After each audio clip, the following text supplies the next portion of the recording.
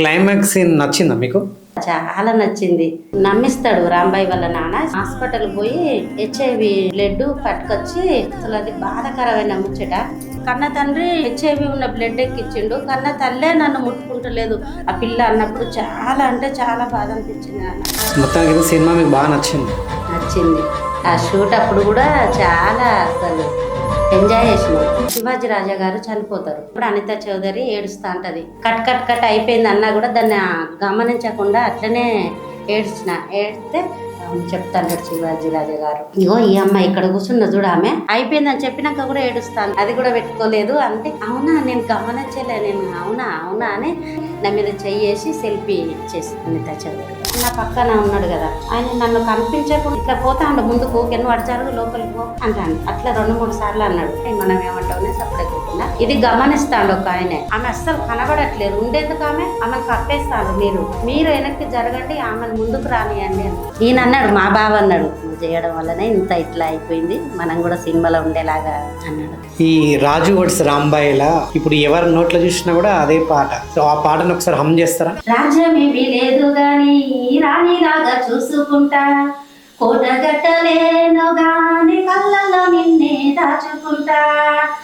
రాత ఎట్లా రాసి ఉన్నా ఆ మార్చి నీతో రాసుకుంటా, స్వర్గమంటూ ఉన్నదంటే అది నీతోనే ప్రతిరోజు పంచుకుంటా. పల్లె గీతక్క అని మీకు పేరు ఎట్లా వచ్చింది? అయితే పల్లె గీతక్క అంటే ఛానల్ పేరు, పల్లె గీతక్క ఇట్లా వచ్చిన పేరు. అది నేను కూడా ఏదన్నా ఆడతా అని ట్రై చేసిన. అట్లాంటి సాంగ్ ఇంకోటి వాడండి. కోకరేక గుందమాని కొమురెల్లికి నేనే పోతే, కొమురెల్లిలా ఉన్నాడు చూడే కొమటల్లా పిల్లగాడు, దెబ్బ దెబ్బ ఊరుకొచ్చి ముద్దు ముద్దు ఉన్నావా అని పొంగుబట్టి లాగినాడే కొమటొల్లా పిల్లగాడు. సూపర్. అసలు పాడడమే ఎక్కువ, అంటే మీరు సొంతగా రాసుకొని పాడడం అనేది అసలు మామూలు విషయం కాదు. నిజంగా మీరు మల్టీ టాలెంటెడ్, గ్రేట్, చాలా బాగా రాశారు. మావయ్యది అనేది అరేంజ్డ్ మ్యారేజా, లవ్ మ్యారేజా? అరేంజ్డ్ మ్యారేజ్, మేనత్త కొడుకు. అంతకుముందు ఎప్పుడు చూడలేదు మావయ్య? ఎప్పుడు చూడలేదు. నిన్నెప్పుడు చూడలేదా? చూడలేదు. మీరైతే అప్పుడైతే మస్తు అందంగా ఉండేద్దమ్మా. ఆయన కుడతా ఉంటే నేను పంపకాలు చేస్తూ ఉండాలి. ఈ పాటలు ఉన్నాయి కదా, ఈ పాటలన్నీ ఏదన్నా ఒకటి పాడు అంటాడు, నేను పాడతా అంటే ఈయనకుంటా కుడతా అంటాడు. ఆయన పాడన్నాక పాడమ్మా, అంతకంటే ఏముంటుంది.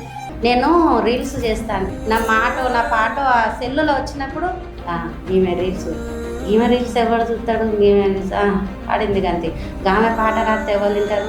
వాళ్ళకు ఉండదు టాలెంట్, ఉన్న వాళ్ళను జీర్ణించుకోలేక అట్లుంటుంది. వదిలే అని.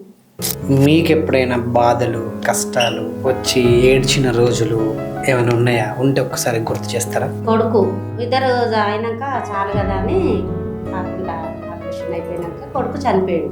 పుట్టినాక 14 రోజులు. ఇప్పటి వరకైనా నేను ఉన్నన్ని రోజులు అది ఒక లోటు. ఇప్పుడు అందరు పెళ్లి ఎదిగిన పెళ్లి వయసుకు వచ్చిన కొడుకులు ఉన్నారు కదా, ఎందుకు పుట్టిండు? ఆడపిల్ల పుట్టిన నా బిడ్డకు అక్క చెల్లె ఇద్దరు కలిసి ఉండేవాళ్ళు, కొడుకు ఎందుకు పుట్టిండు, ఎందుకు ఇట్లా చనిపోయిండు అని బాధ. కొడుకు బతుకుంటే బాగుండు కదా అని బాధ.